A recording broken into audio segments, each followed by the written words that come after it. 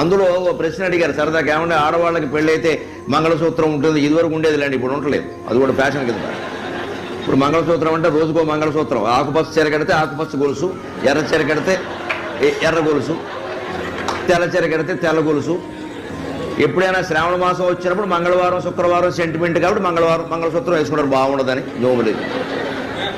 అంతవరకు ఆ మంగళసూత్రాన్ని ఎక్కడెక్కడో పెడతారు. ఒక ఆవిడ చాలా తెలివిగా ఫ్రిడ్జ్లో పెట్టింది మంగళసూత్రం, ఎందుకంటే మా ఆయన 10 కాలాల పాటు చల్లగా ఉండాలండి, అందుకంటే మళ్ళీ కష్టం కదా, మనం చల్లగా ఉండాలి, లేదా వేడెక్కిపోతాడు వేడికొచ్చాడు అని. ఆడవాళ్ళకి పెళ్ళైతే గుర్తుగా మంగళసూత్రం ఉంటుందండి, మగవాళ్ళకి పెళ్ళైతే ఏముంటుంది అన్నారు. పెళ్ళైతే గుర్తుండాలి కదా, మరి ఆడవాళ్ళకి గుర్తుగా మంగళసూత్రం ఉంటుందండి, మగవాళ్ళకి ఏముంటున్నారు, ఏడు మొహం ఉంటుంది చూసుకొని చెప్పాను.